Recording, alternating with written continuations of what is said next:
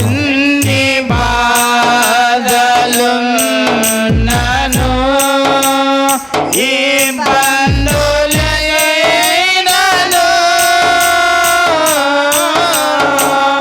ఎంత కష్టమొచ్చినా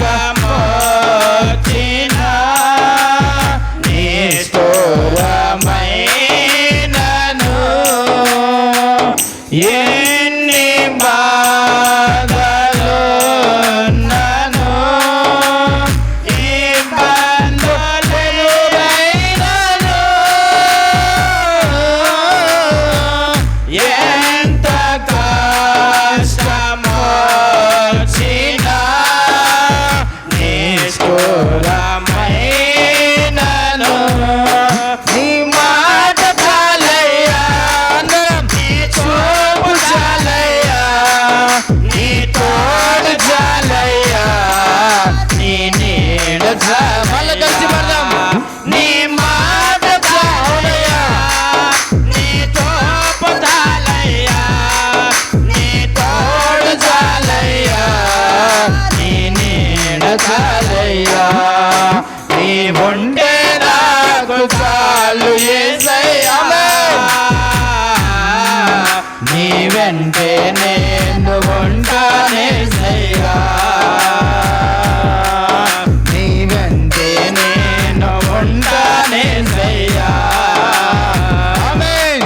మనందరం కూడా ప్రభు సన్నిధిలో సిద్ధపడదాం. నీ తోడు చాలు ప్రభువా, నీ నీడలో మేముంటే చాలు ప్రభువా, నీ చూపు మాకు చాలయ్యా. మా జీవితాలు ధన్యకరముగా ఉంటాయి. ఎన్ని బాధలు ఉన్నా, ఇబ్బందులు ఎదురైనా, ఎంత కష్టం వచ్చినా, నిష్ఠూరమే మా జీవితాలకు కలిగిన మా జీవితాల్లో నీ మాట చాలు ప్రభువా. మమ్మల్ని ఆదరిస్తుంది, బలపరుస్తుంది, నడిపిస్తుంది. మనమందరం కూడా ఆయన మాటను వినటానికి, గ్రహించడానికి సిద్ధపడదాం. మన మనసును కుదుటపరుచుకుందాం. ఆమేన్. స్తోత్రం, స్తోత్రం.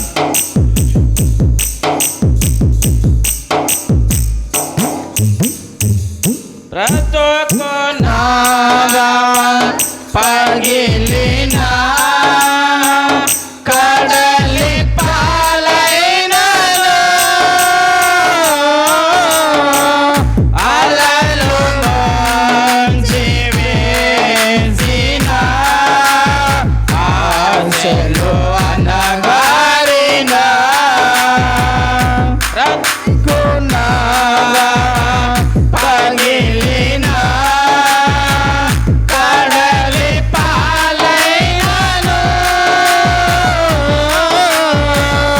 అలలు ముంచి వేసిన ఆశలు అనగారిన నీ మాట చాలయ్యా, కలిసి పడదాం. నీ తోడు చాలయ్యా, నీ నీడ చాలయ్యా. మళ్ళా పడదాం. నీ మాట చాలయ్యా, నీ చూపు చాలయ్యా, నీ తోడు చాలయ్యా, నీ నీడ చాలయ్యా. ఆమేన్.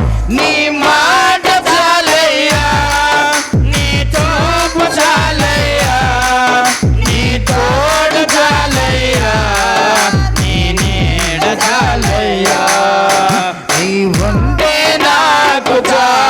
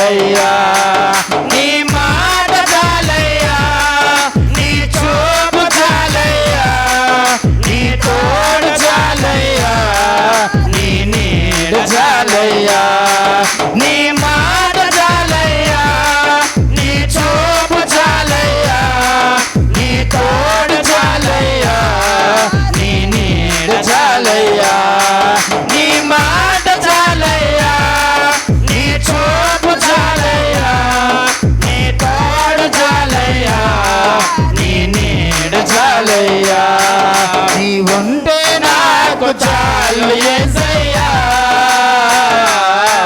నీ వెంటే నేను ఉంటానేసయ్యా,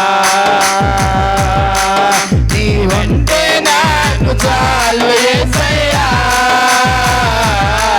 నీ వెంటే నేను ఉంటానేసయ్యా, నీ మాట చాలయ్యా, నీ చూపు చాలయ్యా, నీ తోడు చాలయ్యా, నీ నీడ చాలయ్యా, నీ మాట చాలయ్యా, నీ చూపు చాలయ్యా, నీ తోడు చాలయ్యా, నీ నీడ చాలయ్యా, నీ నీడ చాలయ్యా, నీ నీడ చాలయ్యా. మనందరం కూడా సిద్ధపడదాం ప్రభు సన్నిధిలో. ఆయన తోడు, ఆయన నీడ, ఆయన మాట, ఆయన చూపు మన జీవితాలకు ఎంతో ఆదరణ ఇస్తుంది. ఆయన మాట మన బలపరుస్తున్నది. ఆయన మాట కొరకు కనిపెట్టుకున్న వారు ధన్యులని దేవుడు మాట్లాడుతూ వస్తూ ఉన్నాడు. మనందరం కూడా ప్రభువా మీరే మాతో మాట్లాడండి, మమ్మల్ని దర్శించండి ప్రభా. నీ ప్రభు సన్నిధిలో మనమందరం సిద్ధపడదాం. దేవుడే మనతో మాట్లాడబోతున్నాడు. మనుషులమైన మనము ఆయన మాటలు విని గ్రహించి వాక్యపు వెలుగులో బ్రతకడానికి సిద్ధపడదాం. మన మనసులను కుదుటపరుచుకొని, మన ఆలోచనలు స్థిరపరుచుకొని, యేసయ్యా మమ్మల్ని మాట్లాడు ప్రభా, మమ్మల్ని దర్శించయ్యా అని మనమందరము కూడా ఆయన సన్నిధిలో ప్రార్థన పరుగకి సిద్ధపడదాం. మనమందరము మన హృదయం నిండా ఆయన మాటలను నింపుకొనడానికి సిద్ధపడదాం. ప్రార్థన చేసుకుందాం. సంఘ పెద్ద సుకుందరవన ప్రార్థన చేస్తారు. మనందరం కూడా ఏకీభవించుదాం. క్లుప్తంగా వాక్యం కొరకు ప్రార్థన చేస్తుండగా మనందరం కూడా ఏకీభవించుదాం. ప్రార్థన చేసుకుందాం.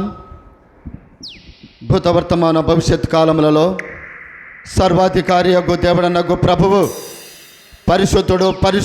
పరిశుద్ధుడని వేవేల దూత గణముల చేతను, మా వంటి బీదవారి చేతను, 24 పెద్దల చేతను నిత్యము మహిమ అని పొగడబడుతున్నటువంటి మా ప్రియ పరలోకపు తండ్రి, నీ పరిశుద్ధమైన పాదములకు స్తుతులు స్తోత్రములు చెల్లించుకొంచున్నాం.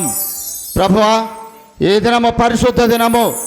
ఈ పరిశుద్ధ దినములో నీ రక్తము చేత కడగబడిన ప్రతి బిడ్డ నీ మందిరంలో ఉండి నిన్ను స్తుతించుటకు, ప్రార్థించుటకు మేము పరిగెత్తుకొని వచ్చే విధంగా మాకు రక్షణను, మారు మనసును దయచేయమని అడుగుతూ ప్రార్థించుకొనుచున్నాం. ప్రభా, ఇక్కడ చేరిన ప్రతి బిడ్డను దీవించుము, ఆశీర్వదించుము. ప్రభా, ఉదయకాలం జరిగినటువంటి ప్రభా కోడికనంతటిని దీవించిన విధముగా, అలాగే ప్రభా సండే స్కూల్ని కూడా ప్రభా దీవించి ఉన్నారు. ప్రభా, ఈ మధ్యాహ్నం ఆరాధనలో ప్రభా ఇక్కడ చేరిన నీ బిడ్డలమంతా మేము ప్రభా పాటల ద్వారా మీరు మహిమ పొంది ఉన్నారు. అలాగే ప్రభా, నీ దాసుని మీరు నిలవబెట్టుకొని ఈ దినమునకై ఆయన ద్వారా ఏం మాటలైతే మాట్లాడాలనుకున్నారో ఆ మాటలను మీరు ఆయన ద్వారా మాట్లాడి మీరే మహిమ పొందమని అడుగుతూ ప్రార్థించుకొనుచున్నాం. ప్రభా, మాకు తోడైన దేవుడవు, ఇమ్మానుయేలు అయిన దేవుడవు. ప్రభా, మా జీవితాలకు మీరు తోడుగా ఉండి ప్రభా మా వ్యాధి బాధల ఎందును, ప్రభా మా దినముల ఎందును మీరు తోడుగా ఉండమని అడుగుతూ ప్రార్థించుకొంటున్నాం. ప్రభా, రావాల్సిన బిడ్డను త్వరగా నడిపించుము. ప్రభా, ఈ దినము ప్రభా పరిశుద్ధ దినం కనుక ఎవరు కూడా ప్రభా ఇళ్ళ దగ్గర ఉండకుండా, అశ్రద్ధగా ఉండకుండా 6 దినములు పనిచేసి 7వ దినమైనటువంటి నీ దినమందు ప్రభా ప్రతి ఒక్కరూ మోకరించి ప్రార్థించే బిడ్డలుగా ఉండుటకు సహాయమును దయచేయమని అడుగుతూ ప్రార్థించుకొనుచున్నాం. ప్రభా ఉభయదేదేమో ఇంటిలో మందసమును ఉంచిన దేవా, ఆ ఇంటిని ఆశీర్వదించిన విధముగా ప్రభా మా లద్దగిరి గ్రామంలో ప్రభా బస్టాండ్ నడిబొడ్డున ప్రభా నీ మందిరమును ఉంచి మా గ్రామమును చుట్టుపక్కల గ్రామాలన్నింటినీ ఆశీర్వదించిన దేవా, నీకే వందనములు స్తుతులు స్తోత్రములు చెల్లించుకొనుచు ప్రభా రావాల్సిన బిడ్డను త్వరగా నడిపించి నీ దాసుని ద్వారా మీరే మాట్లాడి ఆ మాటల ప్రకారం మా జీవితాలను బాగు చేసుకున్నట్టుకు మాకు సహాయమును దయచేయమని ఈ కొద్ది విన్నపములు మన ప్రభువును రక్షకుడైనటువంటి యేసుక్రీస్తు నామమున అడిగి వేడుకొనుచు ప్రార్థించుకొనుచున్నాము తండ్రి. ఆమేన్. ఆమేన్. అందరు కూర్చుండము. హల్లెలూయా.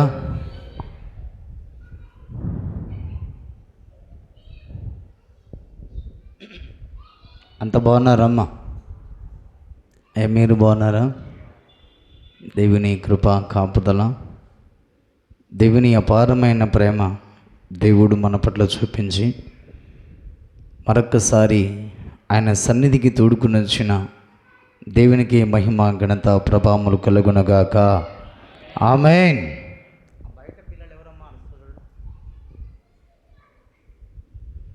గడిచిన వారములో దేవాది దేవుడు మనతో ఏం మాట్లాడుతూ వచ్చాడో కొద్ది నిమిషాలు మనం జ్ఞాపకం చేసుకుందాం త్వరగా.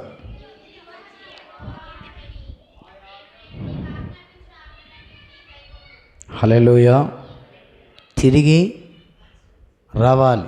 తిరిగి వచ్చి నీవు నీ దేవుడైన యెహోవా మాట నీవు వినాలి. మాట వెనకయే దేవుని యుద్ధ నుంచి నువ్వు వెళ్ళిపోయావు. నువ్వు మరలా తిరిగి వచ్చి ఆయన మాట, ఆయన కట్టడ, ఆయన ఆజ్ఞను నీవు అనుసరించి వాటి ప్రకారంగా జీవించమన్న భావాన్ని గడిచిన వారములు దేవాది దేవుడు చాలా స్పష్టంగా మాట్లాడుతూ వచ్చాడు. చూడండి, దేవుని యొక్క వాక్యము తెలియజేస్తున్న రీతిగా నయోమి తన భర్తతో కలిసి తన ఇద్దరు కుమారులతో కలిసి వెళ్ళకూడని స్థలానికి వెళ్ళింది ఉన్నది కాబట్టి ఆమెను తిరిగి రమ్మని దేవుడు పిలుస్తున్నాడు.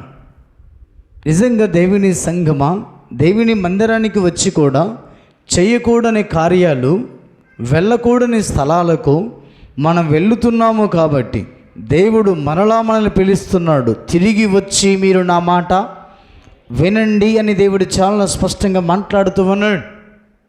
అందుకనే ప్రేమిణ దేవుని సంఘమా, ఎప్పుడైతే నయోమి తన కోడలిన రూతుతో తిరిగి వచ్చిందో మోడుబారిపోయినటువంటి జీవితాన్ని, నయోమి జీవితాన్ని దేవుడు మరలా చిగురింపచేశాడు, ఆశీర్వదింపజేసి ఉన్నాడు.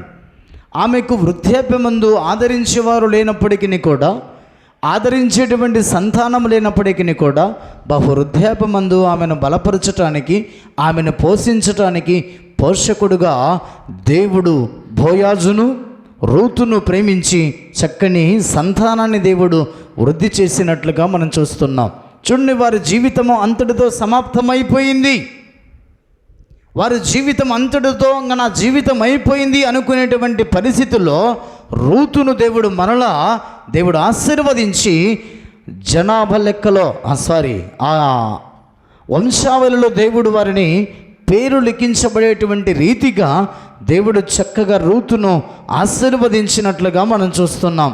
అందుకే ప్రేమైన దేవుని సంఘమా, ఓబేదు అనేటువంటి కుమారునికి జన్మనిచ్చినట్లుగా మనం చూస్తున్నాం. ఈ ఓబేదు ఎవరై అంటే యెషై యొక్క తండ్రి. ఈ యెషై ఎవరంటే దావీదు యొక్క తండ్రి. అందుకే ప్రేమైన దేవుని ప్రజలారా, వారి జీవితాలు ఎప్పుడైతే తిరిగి వచ్చాయో అప్పుడు వారి జీవితంలో చక్కగా దేవుడు ఆశీర్వదించినట్లుగా మనం చూస్తున్నాం. ఇంకా మన ఆలోచనలు తిరిగి రాకపోతే, మన ప్రవర్తన తిరిగి రాకపోతే, తిరిగి వచ్చి మీరు నా మాట వినండి అని దేవుడు చాలా స్పష్టంగా మాట్లాడుతున్నాడు. తిరిగి రాకపోతే చిన్న కుమారుని పరిస్థితి ఏమయ్యేది? తన జీవితంలో పాడైపోయినప్పటికే ఇంకా వారు తన జీవితాన్ని లోకంలో కలిసిపోయేవాడు.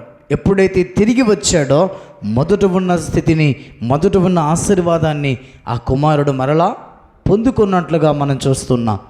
నయోమి జీవితం కూడా తిరిగి రాకపోతే వారి జీవితం కూడా మోయాబులో పతనమైపోయేది. అందుకే ప్రియమైన దేవుని ప్రజలారా, నీ ఆలోచనలు లోకంలో జీవిస్తున్నట్లయితే, నీ ప్రవర్తన లోకానుసారంగా బ్రతుకుతున్నట్లయితే, మనమందరము కూడా తిరిగి వచ్చి యెహోవా సన్నిధిలో జీవించుదుముగాక. ఆమేన్. మోయాబుని విడిచి బెత్లెహేముకు వస్తే నేను ఆశీర్వదించబడతావు. లోకాన్ని విడిచి తండ్రి యొద్దకు వస్తేనే మొదట ఉన్న ఆశీర్వాదాలను చూడగలుగుతావు. అందుకే దేవుని సన్నిధికి వచ్చిన మనందరం కూడా దేవుని సన్నిధిలో మన ఆలోచనలు తిరిగి రావాలి. మనుషుల్లో మాత్రమే దేవుని సన్నిధికి వచ్చి బయటికి వెళ్ళిపోయిన తర్వాత మరలా మన ఆలోచనలు లోకానుసారంగా జీవిస్తున్నట్లయితే నువ్వేనాటికి కూడా తిరిగి రాలేదు అన్న భావాన్ని భక్తుడు చాలా స్పష్టంగా తెలియజేస్తున్నాడు. అందుకే తిరిగి వచ్చినప్పుడు నేను ఎక్కడికి చేరుస్తున్నాడైనా ఓడలో చేరుస్తున్నాడు ఆయన. ఒక నల్ల పావురాన్ని నోవాహు గారు వదిలేశారు. ఎందుకోసం వదిలేశాడు ఆయన? నీరు ఆవిరైపోయిందో లేదో చూసి రమ్మని ఒక నల్ల పావురాన్ని నోవాహు వదిలితే కాలు పెట్టుకోవడానికి కూడా స్థలము లేనంతగా నీరు చేత అంత భూమి నింపబడి ఉన్నది. ఆ పావురము ఎక్కడ కూడా నిలవలేని పరిస్థితులు ఉన్నది. కాబట్టి మరలా నోవాహు దగ్గరికి వచ్చినప్పుడు నోవాహు చెయ్యి చాపి ఆ పావురాన్ని ఓడలో చేర్చుకున్నట్లుగా మనం చూస్తున్నాం. అందుకే ప్రేమైన దేవుని సంగమా, లోకములో నీకు ఎక్కడ స్థలము లేకపోవచ్చు, కానీ నువ్వేం చేస్తున్నావు? స్థలాన్ని వెతుకుతుంటున్నావు. లోకములో కోరికలు, లోకములో ఆశలు, లోకములో తలంపులు వెతుక్కొని మరలా లోకంలో పడిపోతున్నావు. అందుకే దేవుని యొక్క వాక్యం సెలవిస్తున్నమాట, దినమెల్ల చేతులు చాపి ఆయన నిన్ను పిలుస్తూ ఉన్నాడు. రండి, ప్రయాసపడి భారం మోస్తున్న సమస్త జనులారా నా యొద్దకు రండి అని దినమెల్ల చేతులు చాపుతున్నాడు. ఎవరైతే ఆయన యొద్దకు వెళుతారో ఆయన చేతులు చాపి వారిని మరలా ఓడలోనికి చేరుస్తున్నాడు. ఓడలోనికి ఆ పావురనే చేర్చుకున్న రీతిగా మనందరినీ కూడా ఆయన సన్నిధికి ఆలోచనలు విడిచి తిరిగి ఆయన యుద్ధకు వచ్చినట్లయితే మనందరినీ కూడా ఓడలో చేర్చుకుంటాడన్న భావాన్ని చాలా స్పష్టంగా గడిచిన వారములో దేవాది దేవుడు మనందరితో మాట్లాడుతూ వచ్చాడు. ఈ వారము దేవుడు ఏం మాట్లాడుతున్నాడో మరొకసారి ఆ మాట చదువుకుందాం. మత్తయి సువార్త 1వ అధ్యాయం 22-23 వచ్చిన భాగాలు చదవండి. ఇదిగో కన్యక గర్భవతి అయి కుమారుని కనును, ఆయనకు ఇమ్మానుయేలను పేరు పెట్టుదురు అని ప్రభువు దూత తన ప్రవక్తల ద్వారా పలికిన మాట నెరవేరునట్లు ఇదంతయు జరిగెను. ఇమ్మానుయేలను పేరునకు భాషాంతరమున దేవుడు మనకు తోడని అర్థము. చిన్న ప్రార్థన చేసుకుందాం. తలలు వంచండి. మహాపరిశుద్ధుడా, సర్వశక్తుడైన దేవానికి స్తోత్రాలు. చదవబడిన లేఖన భాగాన్ని ఆధారము చేసుకుని ప్రభా, మీరు మాతో మాట్లాడమని ప్రార్థిస్తున్నాం. మా అందరికీ తండ్రి, మీరు మాతో మాట్లాడి మా ద్వారా నీ ప్రజలైన వారందరితో మీరు మాట్లాడమని ప్రార్థిస్తున్నాం తండ్రి. మా అందరికీ వాక్యాన్ని వినగలిగే చెవులు, గ్రహించగలిగే మనస్సు మా అందరికీ ప్రసాదింపచేసి మైండ్ తెచ్చుకొని ప్రార్థన చేస్తూ లైవ్ ప్రోగ్రాం ద్వారా కూడా వాక్యం వినబోతున్న ప్రతి బిడ్డలను కూడా మీరు దర్శించి బలపరిచి విరామ ఘనత కొరకే వాడుకున్నామని యేసు క్రీస్తు దివ్యమైన నామమున ప్రార్థించి వేడుకొనుచున్నాను మా తండ్రి. ఆమేన్. మంచిది. ఈ మత్తయి సువార్త 1వ అధ్యాయం 22-23 వచ్చిన భాగాల్లో దేవుడు మనకి ఏ విధంగా ఉన్నాడో, ఏ విధంగా నడిపిస్తున్నాడో చాలా స్పష్టంగా భక్తుడు అక్కడ తెలియజేస్తున్నాడు. ఇమ్మానుయేలు అనగా భాషాంతరమున దేవుడు మనకు తోడని అర్థము. దేవుడు ఎంతమందికి తోడున్నాడు? చేతుడు ఒకసారి దేవుడు నాకు తోడున్నాడండి అనేవారు. చేతులు ఎత్తని వారికి దేవుడు తోడుగా లేడా?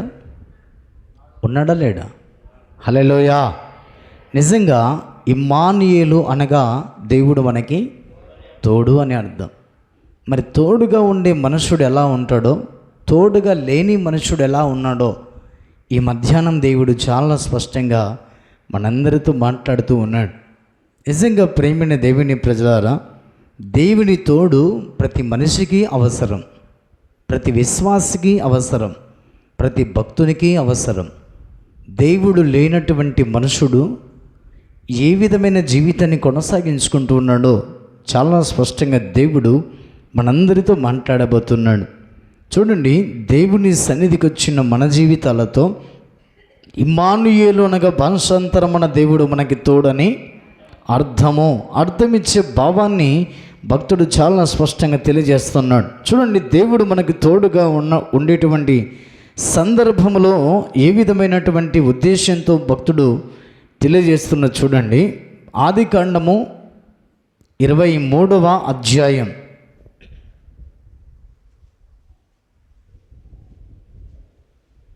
ఆదికాండం 28వ అధ్యాయం 15వ వచన భాగాన్ని చదవండి. ఇదిగో ఒకరు ఇదిగో నేను నీకు తోడై ఉండి నీవు వెళ్ళు ప్రతి స్థలమందు నిన్ను కాపాడుచు ఈ దేశమునకు మరలా నిన్ను రప్పించదను. నేను నీతో చెప్పినది నెరవేర్చు వరకు నిన్ను విడవనని దేవుడైన యెహోవా యాకోబుతో చెప్పగా, ఈ మధ్యాహ్నము ఆయన సన్నిధికి వచ్చి దేవుని వాక్యాన్ని వింటున్న మనందరికీ దేవుడు సదాకాలము తోడై ఉండి నడిపించునుగాక. ఆమేన్. చూడండి, యాకోబు అప్పటికే భయపడిపోతున్నాడు. ఎందుకు? అన్నను మోసం చేశాడు. అన్నను మోసం చేసి తన మేనమామ దగ్గరికి వెళ్ళిపోయాడు. లాబాను దగ్గరికి వెళితే లాబాను అతనికి మోసం చేశాడు. ఏమీ ఇవ్వటం లేదు, కష్టపడుతున్నాడు కానీ తన చేతుల కష్టార్జితాన్ని తన మామ అనుభవిస్తున్నాడు కానీ అతనికి ఏమీ కూడా ఇవ్వటం లేదు.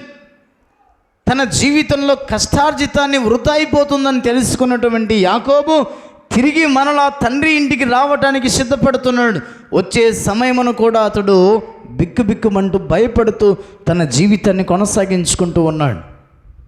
ప్రేమైన దేవుని సంఘమా, దేవుడు నీతో నాతో మాట్లాడుతున్నటువంటి మాట ఏమిటంటే, నీ దేవుడైన యెహోవా నీకు తోడుగా ఉన్నట్లయితే ప్రభు యొక్క వాక్యం తెలియజేస్తున్న మాట, నేను నీతో చెప్పినది నెరవేర్చు వరకు నేను నిన్ను విడువను, నీకు తోడుగా ఉండి నడిపించబోతున్నాను. ఏం చెప్పాడయ్యా ఆయన అంటే, ఇదిగో ఇమ్మానుయేలైన దేవుడుగా నేను పరలోకాన్ని విడిచి కన్యక గర్భవతి అయి కుమారుని కనబోతుంది. ఆ కుమారుడైన క్రీస్తును నేను నీకు తోడుగా ఉండబోతున్నానని దేవుడు వాగ్దానం చేస్తున్నాడు. తోడుగా ఉండి ఆయన మనను ఏనాడు కూడా విడిచిపెట్టడు. మనతో వాగ్దానం చేసిన దేవుడు నీ జీవితంలో నెరవేర్చబడేంత వరకు నేను ఏమాత్రం కూడా విడవనని దేవుడు చాలా స్పష్టంగా తెలియజేస్తూ ఉన్నాడు. అందుకనే ప్రేమైన దేవుని ప్రజలారా, వాగ్దానం చేసిన దేవుడు యాకోబు జీవితంలో వాగ్దానాన్ని నెరవేర్చినట్లుగా మనం చూస్తున్నాం. యాకోబో, నువ్వు మోసగాడుగా నీ యొక్క తండ్రి ఇంటికి వెళితే నీ అన్న కాల్చుకుని ఉన్నాడు. ఇదిగో నువ్వు యాకోబుగా నువ్వు జీవించటానికి అవసరం లేదు. నువ్వు యాకోబుగా జీవిస్తే నీ అన్న నిన్ను చంపేస్తాడు. అందుకే నువ్వు యాకోబుకు వాదు, ఇక నుంచి నీవు ఇశ్రాయేలువే. ఇశ్రాయేలుగా నువ్వు తిరిగి నీ తండ్రి ఇంటికి వెళితే నీ అన్న నిన్ను ప్రేమిస్తాడు, నీ తండ్రి నిన్ను ప్రేమిస్తాడు. అందుకే ప్రేమైన దేవుని ప్రజలారా, దేవుడు మనకు తోడుగా ఉండాలంటే మన జీవితంలో యాకోబుగా కాదు కానీ ఇశ్రాయేలుగా నువ్వు మార్చబడాలి. హల్లెలూయా, హల్లెలూయా. యాకోబుగా నువ్వు ఉండి యాకోబుగా జీవిస్తూ, ప్రభా నీవు తోడుగా ఉంటాని సెలవిచ్చావు కదా, ప్రభా నా జీవితంలో ఇది నెరవేరుస్తానని వాగ్దానం చేసావు కదా, నెరవేర్చు ప్రభా. ఎందుకు నువ్వు నాకు తోడుగా ఉన్నావు, ఎందుకు నన్ను విడిచిపెట్టావంటే నువ్వు యాకోబుగా ఉన్నావు కాబట్టి దేవుడు నిన్ను విడిచిపెట్టాడు. ఇశ్రాయేలుగా మార్చబడితే నీ జీవితంలో చేసిన వాగ్దానాన్ని దేవుడు మధ్యాహ్నమే నెరవేర్చునుగాక. ఆమేన్. చూడండి, దేవుడు మనకు తోడుగా ఉంటే మన జీవితంలో ఏం జరగబోతుందో దేవుడు చాలా స్పష్టంగా మనందరితో మాట్లాడబోతున్నాడు. దేవుడు మనకు తోడుగా ఉన్నట్లయితే మన జీవితంలో మనము ఏ విధంగా వర్ధిల్లుతున్నామో, ఏ విధంగా ఆశీర్వదించబడుతున్నామో దేవుడు చాలా స్పష్టంగా మనందరితో మాట్లాడుతున్నాడు. దేవుడు కావాలని, దేవుని తోడు కావాలని ప్రతి మనిషి కోరుకుంటాడు. ఏ మనిషి కూడా దేవుడు నాకు వద్దు అనుకోడు. అందుకనే దేవుడు మనకు తోడుగా ఉంటే ఏం జరగబోతుందో చూడండి. 2 సమూయేలు 5వ అధ్యాయం 10వ వచన భాగాన్ని చూడండి. 2 సమూయేలు 5వ అధ్యాయం 10వ వచనం. దావీదు అంతకంతకు వర్ధిల్లెను. ఎందుకు అతడు వర్ధిల్లుతూ వచ్చాడు అని మనం పరిశీలన చేస్తే అక్కడ రాయబడిన మాట, సైన్యములకు అధిపతియగు యెహోవా అతనికి తోడుగా ఉన్నాడు కాబట్టి. దావీదు అంతకంతకు ఏం చేశాడంట? వర్ధిల్లుతూ వచ్చాడు. చిన్ననాటి నుంచి అతడు మరణించేంత వరకు వర్ధిల్లుతూనే వచ్చాడు. ఎందుకు దావీదు వర్ధిల్లుతూ వచ్చాడు అంతకంతకు అంటే, ఇశ్రాయేలుల దేవుడిని యెహోవా అతనికి తోడై ఉన్నాడు. మనం వర్ధిల్లటం లేదు అంటే, మన చేతుల కష్టార్జితము వృద్ధి పొందడము లేదు అంటే, మన జీవితంలో వివాహమై పిల్లలై వారి వివాహములై వారికి పిల్లలైన కూడా మన జీవితంలో ఇంకా మనము వర్ధిల్లడము లేదు అంటే, మన జీవితంలో మన దేవుడు మనకి తోడై ఉండటం లేదు. ఎందుకు తోడుగా ఉండడం లేదంటే, నువ్వు ఇంకా యాకోబుగానే ఉండిపోతున్నావు. యాకోబు రాత్రంతా కూడా ప్రయాసపడ్డాడు. ఎక్కడ? ఆయన పాదాలు పట్టుకొని బ్రతిమలాడుతున్నాడు, అడుగుతున్నాడు, ప్రభా నన్ను దీవించు, నన్ను దీవిస్తే తప్ప నేను నిన్ను విడిచిపెట్టను, వదిలిపెట్టనని గోజాడుతూ ప్రార్థన చేస్తున్నప్పుడు అప్పుడు దేవుడు అన్న మాట ఏమిటంటే, ఇదిగో నన్ను వదిలిపెట్టయ్యా, తెల్లవారుచున్నది, నేను వెళ్ళాలంటే అప్పుడు దేవుని సన్నిధిలో యాకోబు ప్రార్థించిన రీతిగా నువ్వు నేను ప్రార్థన చేయగలిగితే నువ్వు యాకోబు కాదు, ఇక నుంచి నీవు ఇశ్రాయేలువే. ఎప్పుడైతే నువ్వు ఇశ్రాయేలుగా మార్చబడతావో అప్పుడే మన జీవితంలో దేవుడు తోడుగా ఉండి వర్ధిల్లింప చేస్తానని చాలా స్పష్టంగా దేవుడు తెలియజేస్తున్నాడు.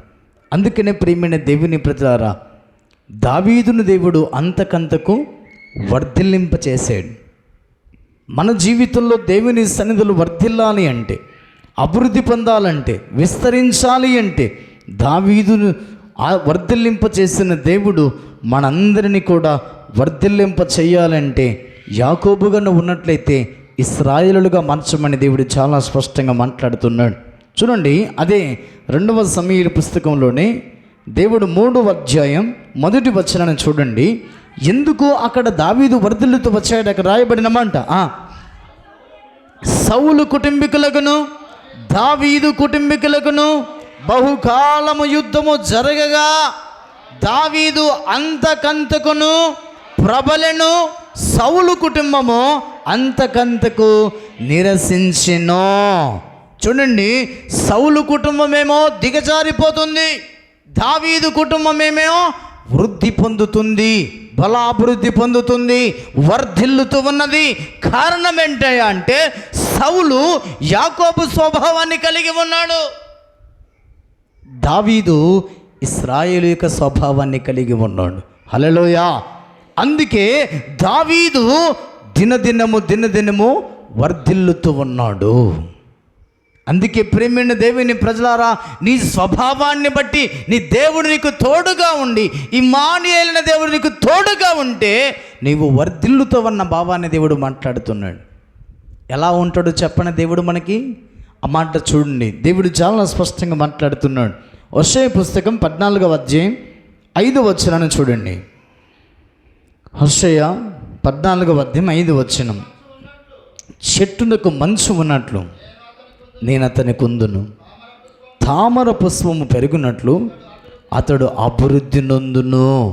లెబానోను పర్వతము దాన్ని వేలును తన్నును, వారు తమ వేళ్ళు తన్నుదురు. చూడండి ఎంతగా దేవుడు తోడుగా ఉంటాడంటే, చెట్టుకు మంచు ఉన్నట్లుగా నేను అతనికి తోడుగా ఉంటానని అంటున్నాడు. ఏ చెట్టుకైతే మంచు తాకుతున్నదో, ఏ చెట్టు మీద మంచు ఉన్నదో ఆ చెట్టు ఎన్నటికీ ఎండిపోదు, ఎన్నటికీ వాడిపోదు. అందుకే ప్రియమైన దేవుని ప్రజలారా, చెట్టుకు మంచు ఉన్నట్లుగా మనందరికీ దేవుడు తోడై ఉండి నడిపించునుగాక. ఆమేన్. ప్రేమిని దేవుని సంగమ దేవుడు మాట్లాడుతున్నాడు. చెట్టుకు మంచు ఉన్నట్లుగా దేవుడు నీకు తోడుగా ఉండాలంటే ఇశ్రాయేలు యొక్క స్వభావం కలిగి ఉండాలి. యాకోబు స్వభావాన్ని కలిగి ఉంటే దేవుడు మనకు తోడై ఉండడు, మనని నడిపించడని ప్రభు మాట్లాడుతున్నాడు. యాకోబు స్వభావాన్ని కలిగి ఉంటే దిగులు పడతావు. యాకోబు స్వభావాన్ని కలిగి ఉంటే భయపడుతూ ఉంటావు. యాకోబు యొక్క ఆలోచన కలిగి జీవించినట్లయితే జీవితంలో నువ్వు అంతా నష్టపోతూనే ఉంటావు. యాకోబును ఇశ్రాయేలుగా మార్చబడిన దేవుడు నిన్ను నన్ను ఇశ్రాయేలుగా మార్చుకొని చెట్టుకు మంచు ఉన్నట్లుగా దేవుడు మనకు తోడై ఉండి బలాభివృద్ధిని కలగజేయునుగాక.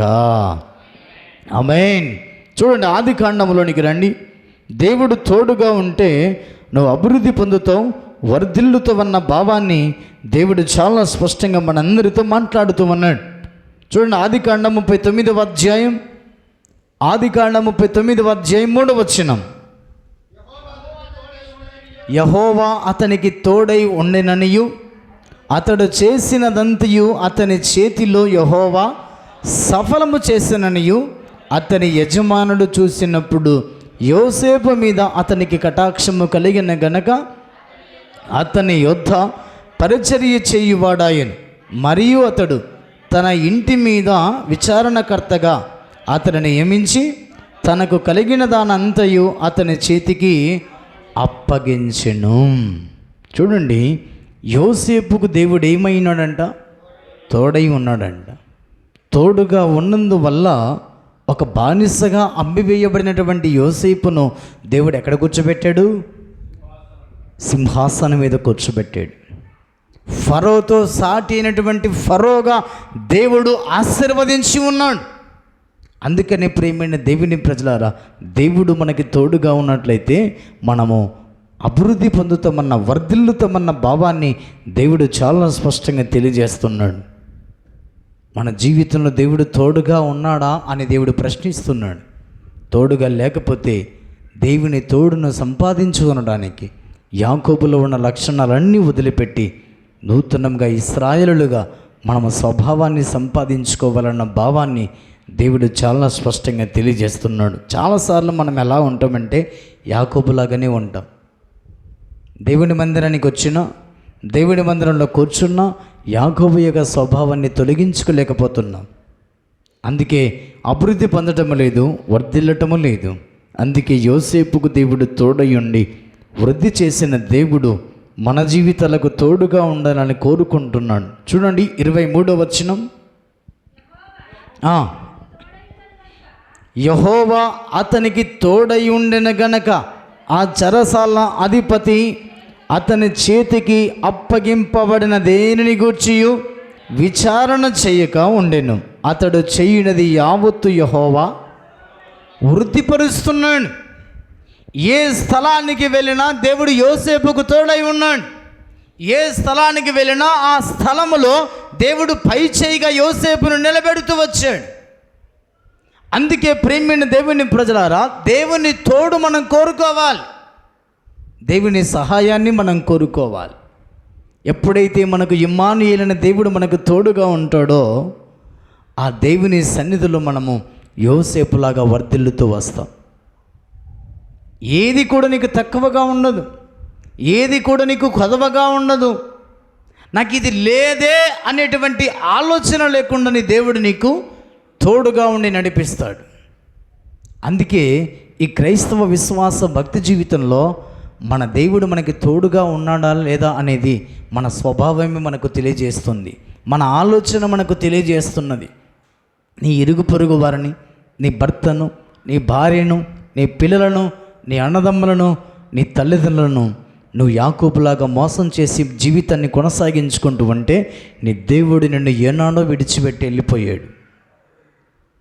ఇశ్రాయేలుగా మార్చబడిన యాకోబును ఏ విధంగా దేవుడు వృద్ధిపరుస్తూ వచ్చాడో ఆ విధంగా దేవుడు మనతో చేసిన వాగ్దానాన్ని నెరవేర్చేంత వరకు ఇమ్మానుయేలైన దేవుడు మనకు తోడై ఉండి నడిపించునుగాక.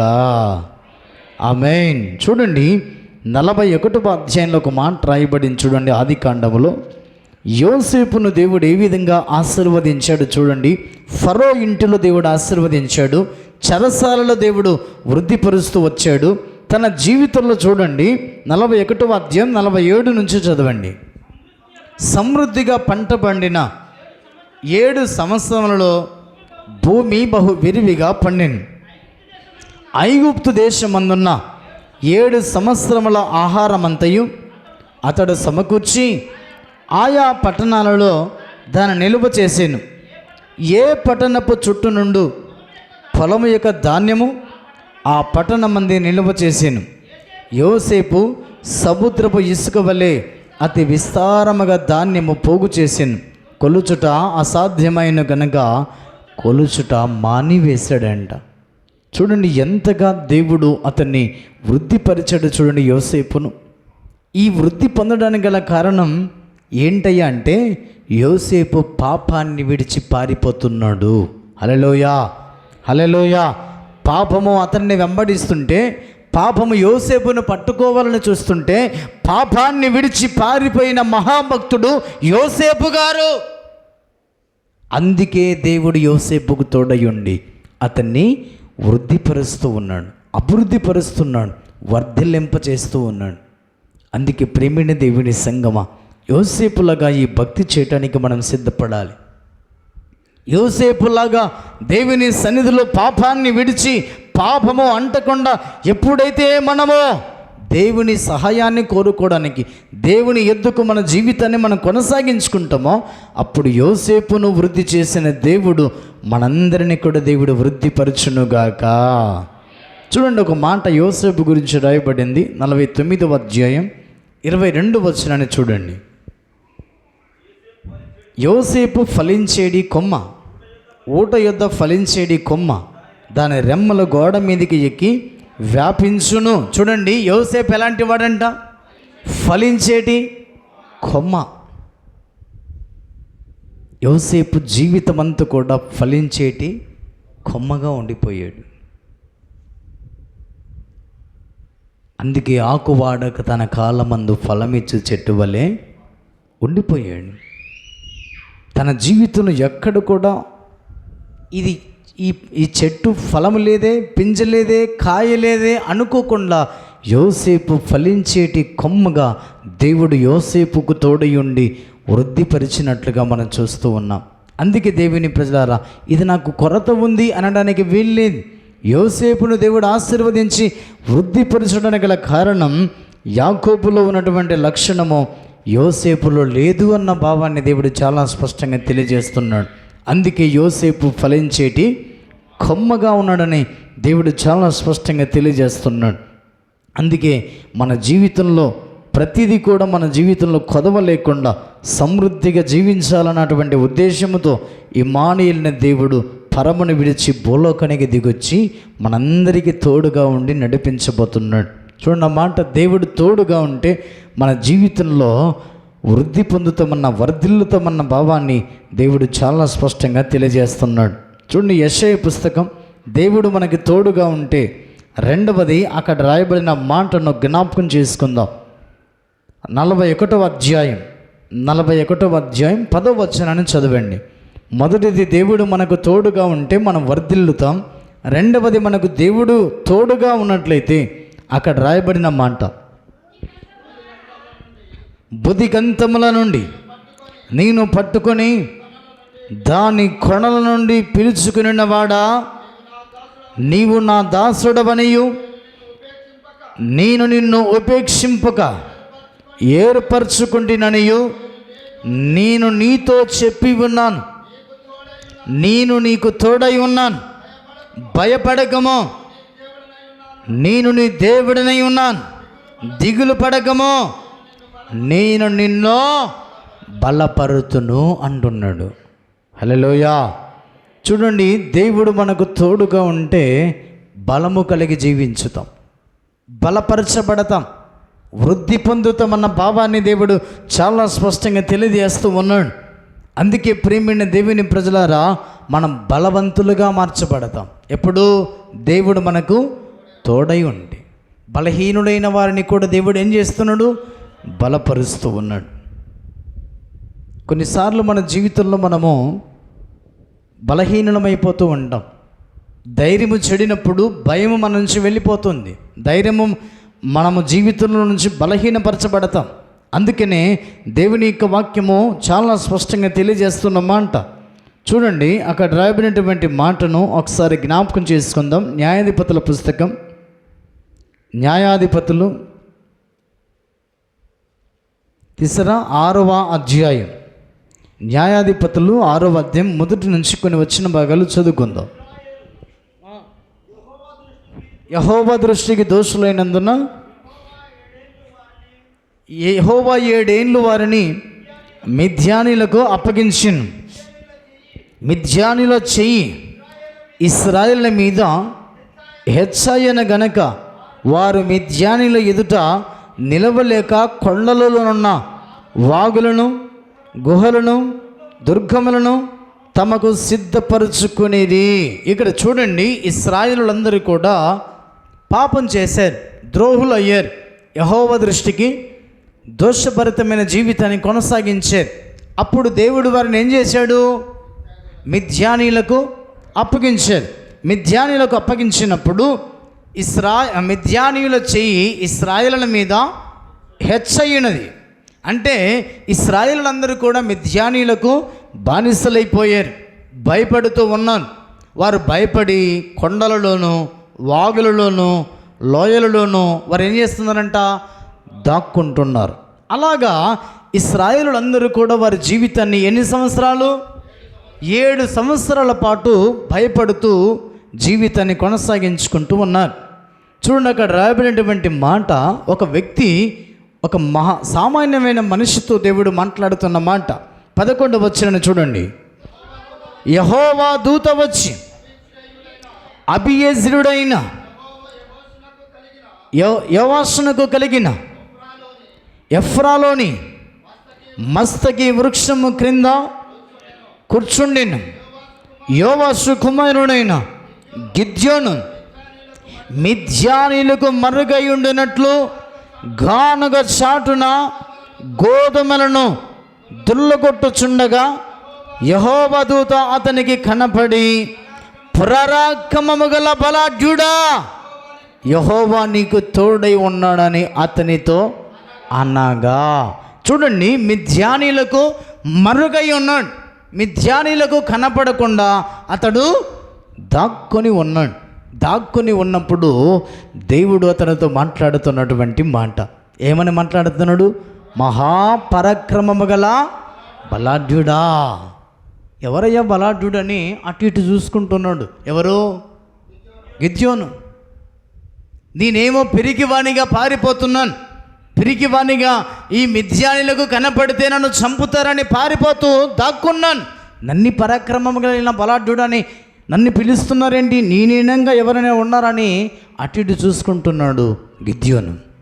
దేవుడు మాట్లాడుతున్నమాట, పిరికివారైనా శత్రువుకు భయపడి దాక్కుంటున్నా నీవు దేవుని సన్నిధానములోన దేవుడు నీకు తోడుగా ఉన్నట్లయితే, దేవుడు నీకు తోడుగా ఉన్నట్లయితే నువ్వు బలపరచబడతావన్న ఉద్దేశంతో దేవుడు చాలా స్పష్టంగా మాట్లాడుతున్నాడు. గిద్యోను మరుగై ఉన్నాడు మిద్యానీలకు భయపడి, ఎప్పుడు నన్ను చంపుతారేమో అనుకున్నాడు. కానీ దేవుడు అంటున్నాడు, ఇదిగో గిద్యోన్, నీ ద్వారానే ఇశ్రాయేళ్ల ప్రజలందరినీ కూడా రక్షింపబోతున్నాను. నేను ఎలా రక్షిస్తున్నాయ్యా? మిద్యానీయులము ఇస్కరేణుల వల్ల విస్తారమైన సైన్యం ఉన్నది. వారి చేతికిన వారి కంటికిన కనపడ్డానా నన్ను చంపేస్తారు వాళ్ళు. దేవుడు తోడుగా ఉన్నట్లయితే దేనికి నువ్వు భయపడవన్న భావాన్ని దేవుడు మాట్లాడుతున్నాడు. బలాన్ని ధరింప చేసుకుంటావు, బలపరచబడతావు. బలహీనుడైనటువంటి గిద్యోను బలాన్ని ధరింప చేసుకుని మిద్యానీలను జయించటానికి దేవుడి తోడుగా ఉండి నడిపించబోతున్నాడు. దేవుని సంఘమా, దేవుడు మాట్లాడుతున్నమాట, చిన్నదానికి పెద్దదానికి భయపడిపోయి బలహీనపరచబడి సాతానుగానికి భయపడుతూ ఉన్నట్లయితే దేవుడు మాట్లాడుతున్నాడు, గిద్యోన్, నువ్వు మహాపరాక్రమము కలిగిన బలాఢ్యుడవు. నేను బలహీనుడనయ్యా, వారికి భయపడుతున్నానయ్యా, వారికి కనపడితే చంపేస్తారయ్యా అని దేవునితో ఎదురు ఏం మాట్లాడడం కూడా మాట్లాడలేదు. ఒక్క సహాయాన్ని కోరుకున్నాడు. ఏంటంటే, ఇదిగో ప్రభా, నీవు నిజంగా నాకు తోడుగా ఉంటే, నువ్వు నిజంగా నా ద్వారా మిద్యానీల మీద ఇశ్రాయేలుకు విజయం ఇవ్వబోతున్నట్లయితే ఒక్క సహాయాన్ని నేను అడుగుతున్నాను, నాకు సహాయం చేయమని చాలా స్పష్టంగా అతడు అడుగుతూ ఉన్నాడు. దేవుని సన్నిధిలో చూడండి, అక్కడ రాయబడినటువంటి మాట 14వ వచనం చదవండి. అంతటా యెహోవా అతన్ని తట్టు తిరిగి, బలము తెచ్చుకొని వెళ్ళి మిద్యానీల చేతిలో నుండి ఇశ్రాయేలును రక్షింపము, నిన్ను పంపినవాడను నేనే అని చెప్పగా 16వ వచనం, నేను నీకు తోడయిందును గనక ఒకే మనుషుని హతము చేసినట్లు మిద్యానీలను నీవు హతము చేయదువని సెలవిచ్చెను. అంతటితో అతడు బలాన్ని తెచ్చుకున్నట్లుగా మనం చూస్తున్నాం. అప్పటికి కూడా అతని జీవితంలో బలహీనంగా ఉన్నప్పుడు 23వ వచనం చూడండి. అప్పుడు యెహోవా నీకు సమాధానము, భయపడకము, నీవు చావవని అతనితో సెలవిచ్చును. భయముతో వణుకుతున్నాడు అప్పటికి గిద్యోన్. ఎలా ప్రభా, వాళ్ళేమో ఇస్కరేణుల వల్ల విస్తారమైన జనాంగం ఉన్నారు, వాళ్ళకు కనపడితే నన్ను చంపేస్తారయ్యా అని వణుకుతూ ఉన్నాడు, భయపడుతూ ఉన్నాడు. అప్పుడు దేవుడు అన్నాడు, భయపడకుము, నేను నీకు తోడై ఉన్నాను, ధైర్యము తెచ్చుకునమని దేవుడు మాట్లాడుతూ, నువ్వు చనిపోతావన్న భయముతోనే ఉన్నావు కదా, నువ్వు చావవు, నేను తోడుగా ఉన్నంత వరకు నువ్వు చావవు, నువ్వు బలాన్ని పొందుకుంటావు, ధైర్యం తెచ్చుకో, మిద్యానీలను జయించి ఇశ్రాయేలులకు విజయాన్ని కలగజేయమని దేవుడు చాలా స్పష్టంగా దేవుడు మిద్యానీలను జయించటానికి గిద్యోనును లేవనెత్తినట్లుగా మనం చూస్తున్నాం. దేవుని సంగమ చూడండి, అప్పటికి అతని జీవితంలో భయపడుతూ ఉన్నాడు. ఆ 7వ అధ్యాయం చూడండి ఒకసారి. 7వ అధ్యాయం 10వ వచనం,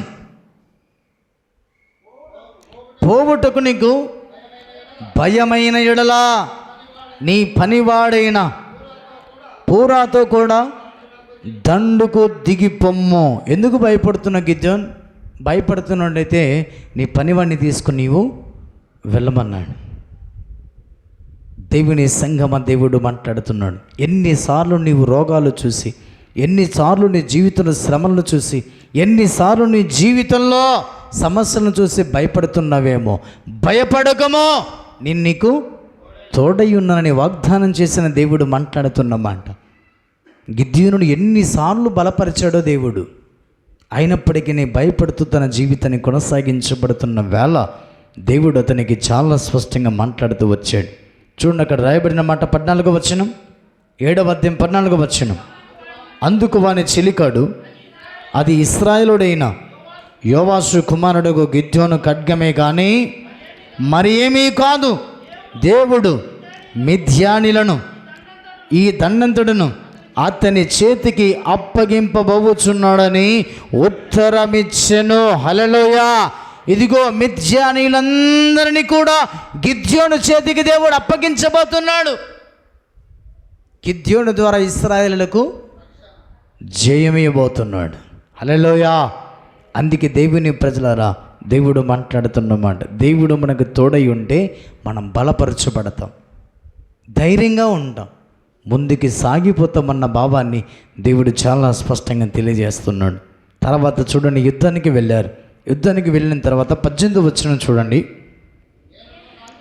నేనును నాతోనున్న వారందరూ బోరులను ఊదినప్పుడు నేనును దండుపాల్యమంతటి చుట్టూ బోరులను ఊదుచు యెహోవాకును గిద్యోనుకును విజయమని కేకలు వేయవలనని చెప్పెను.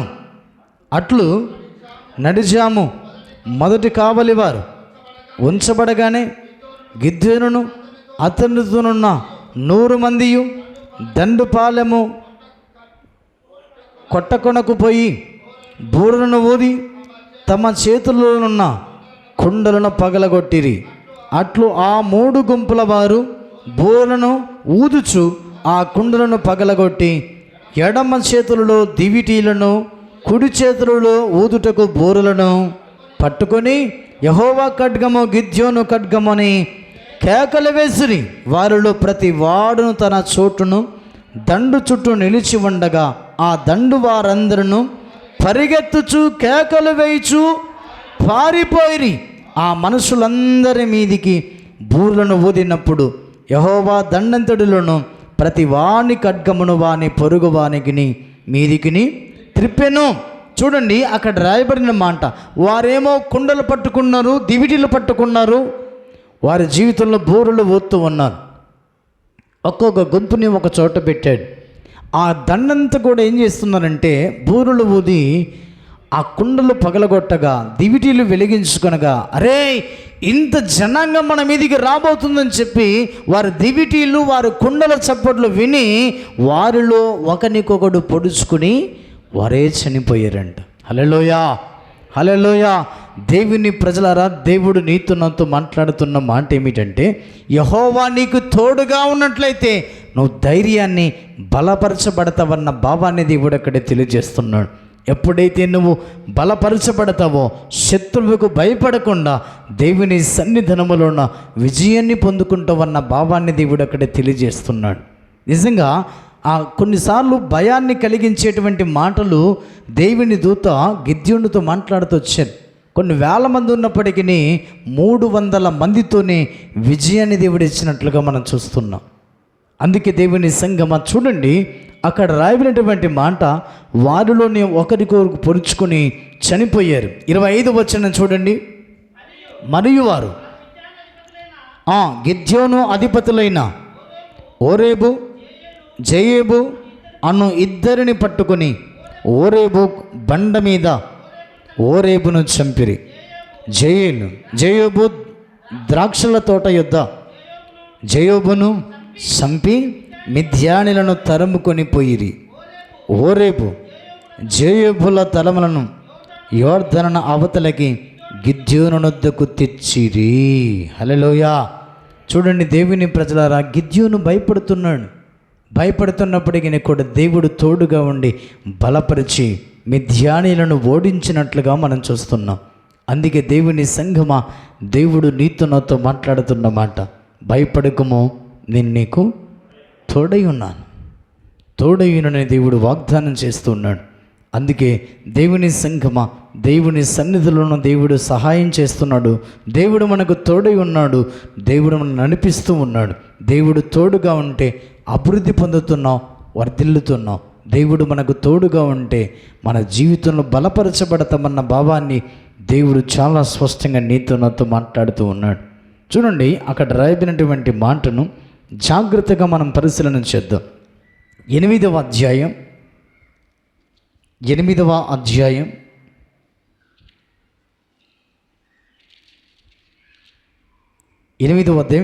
వచనం చూడండి. అప్పుడు ఇశ్రాయేలును గిద్యోనుతో, నీవు మిద్యానుల చేతిలో నుండి మమ్మను రక్షించితివి గనక నీవును నీ కుమారుడును నీ కుమారుని కుమారుడును మమ్మను ఏలవలని చెప్పారు. హల్లెలూయా. చూడండి, గిద్యోను ద్వారా ఇశ్రాయేలులకు దేవుడు రక్షణ కలగజేశాడు. కారణం ఏంటంటే గిద్యోనుకు దేవుడు తోడై ఉన్నాడు. అందుకే దేవుడు నీకు తోడుగా ఉంటే దేనికి భయపడకుండా సాతాను మీద విజయాన్ని పొందుకుంటామన్న భావాన్ని దేవుడు అక్కడ చాలా స్పష్టంగా తెలియజేస్తూ ఉన్నాడు. మనం భయపడుతున్నాము కాబట్టి, మనలో ధైర్యం చెడిపోతున్నది కాబట్టి శత్రువును ఎదుర్కోలేకపోతున్నాం, శత్రు మీద విజయాన్ని పొందుకోలేకపోతున్నాం, శత్రువును ఓడించలేకపోతున్నాం, గానుగల చోటన మనం దాక్కుంటూ ఉన్నాం.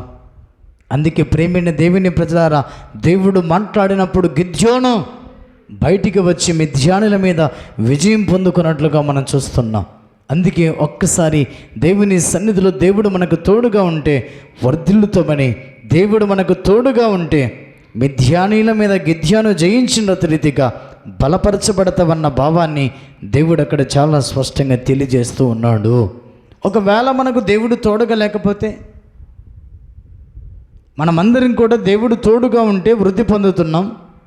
చక్కగా మన చేతుల కష్టాజితం, మన పాడి పంటలు, మన చేతి పనులు, మన ఉద్యోగాలు బలాభివృద్ధి పొందుతున్నాం, ఆశీర్వదించబడుతున్నాం, వర్ధిల్లుతున్నాం. దేవుడు మనకు తోడుగా లేకపోతే, చూడండి అన్నమాట, కీర్తనల పుస్తకంలో ఒక మాట రాయబడింది. కీర్తన పుస్తకం 124వ కీర్తన మొదటి వచనం నుంచి చదవండి.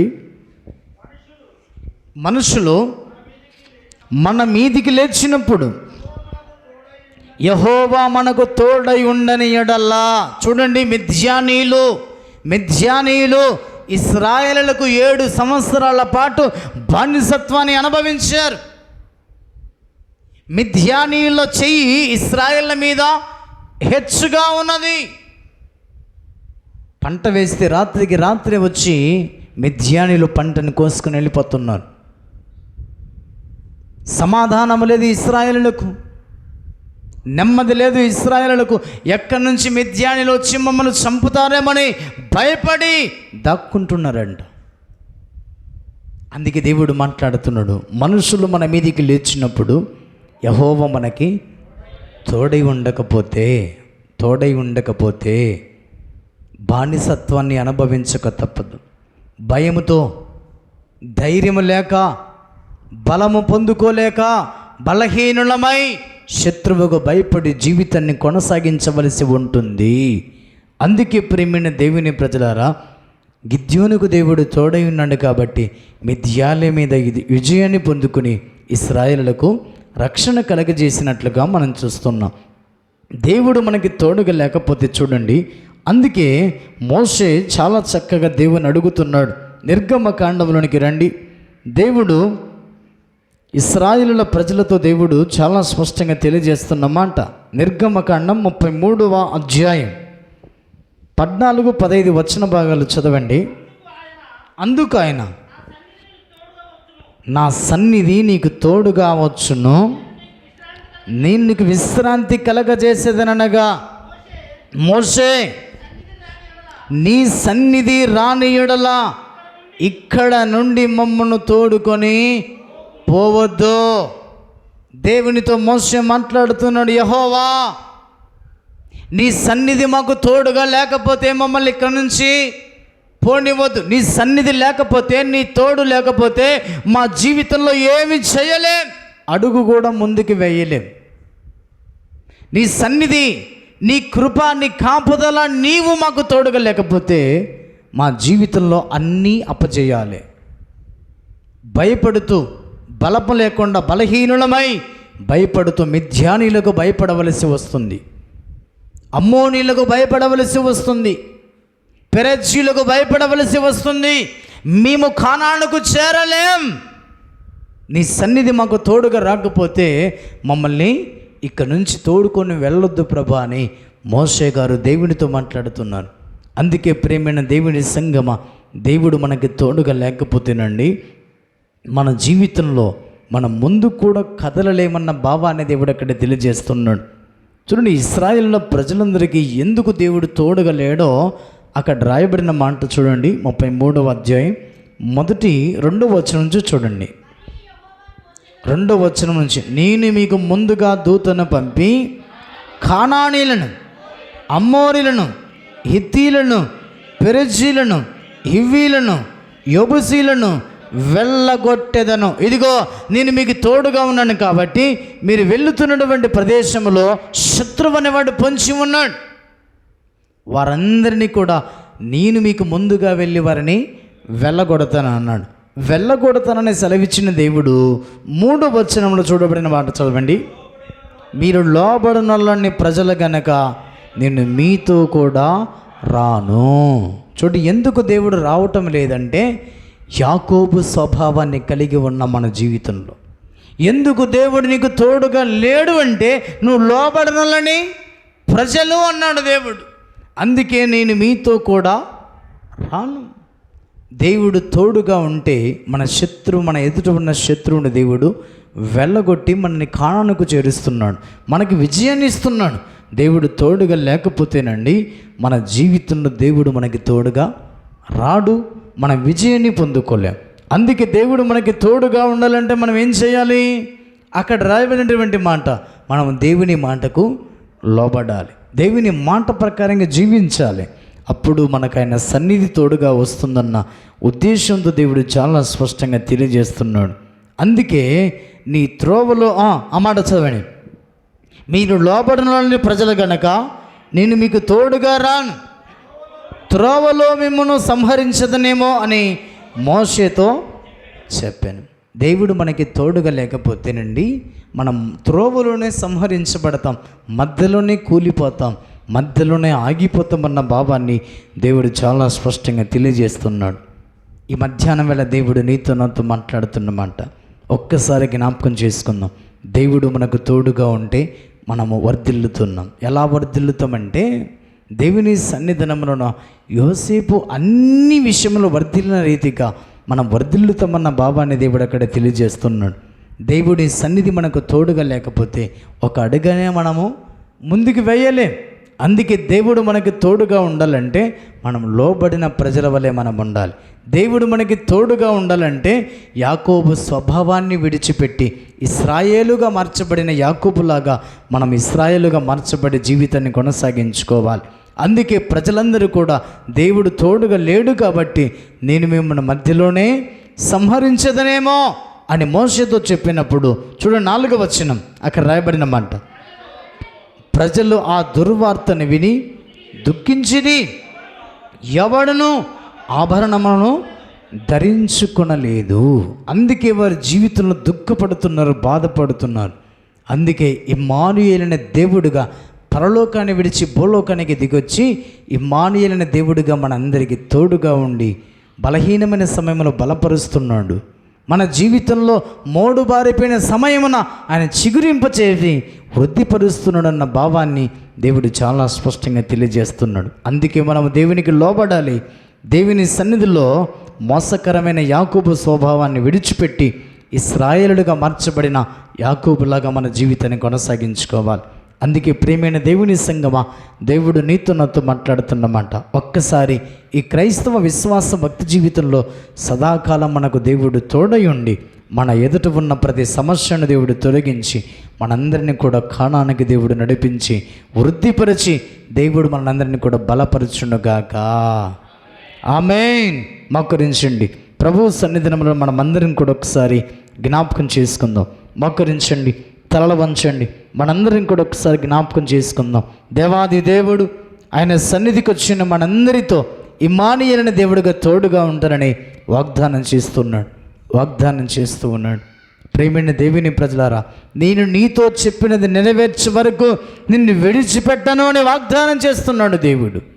కానీ విడిచిపెట్టడానికి కారణమైన లోబడిన జీవితం, యాకోబులాగా మోసకరమైన జీవితం, యాకోబులాగా భయపడుతూ, యాకోబులాగా జీవితాన్ని మోసం చేస్తూ భయపడుతూ పారిపోయే జీవితం మనలో ఉందేమో.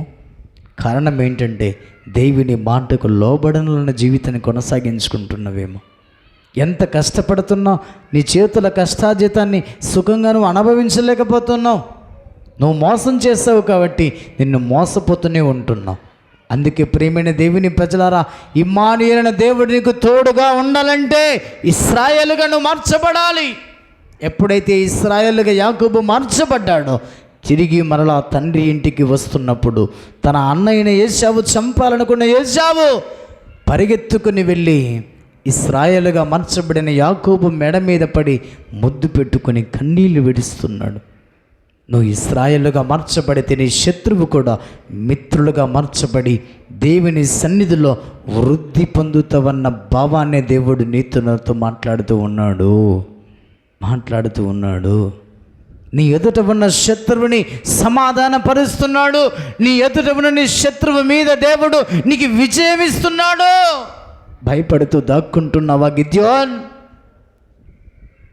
మిద్యానీయుల మీద గిద్యోనుకు విజయం ఇచ్చి ఇశ్రాయేలుకు రక్షణకరముగా నిలబడిన గిద్యోనును దేవుడు బలంగా బలపరిచి ఉన్నాడు.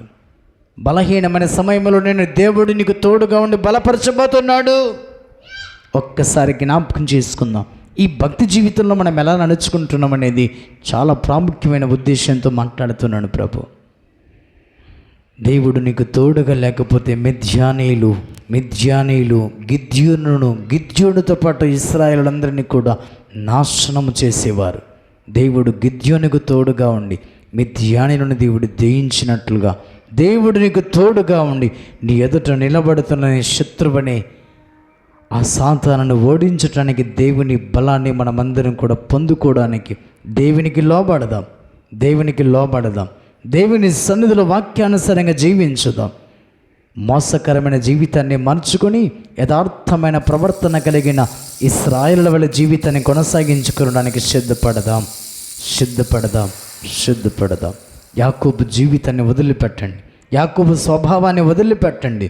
ప్రభువు సన్నిధిలో విడిచిపెట్టి ఇశ్రాయేలుగా మన పేరు మార్చబడాలి, స్వభావాన్ని మార్చబడాలి. అప్పుడే ఇమ్మానుయేలుని దేవుడు నీకు తోడుగా ఉంటాడన్న భావాన్ని ప్రభు మాట్లాడుతూ ఉన్నాడు. ప్రార్థన చేసుకుందాం, మనందరం కూడా ప్రార్థన చేసుకుందాం. ప్రభు సన్నిధిలో ప్రార్థన పూర్వకంగా సిద్ధపడదాం. ఎత్తుబడిన వాక్యం ప్రతి హృదయంలో నీరు కట్టి ఫలింపబడే రీతిగా సమయమున సంఘ పెద్ద జయకరణ ప్రార్థన చేస్తారు. మనందరం కూడా ఏకీభవించుదాం.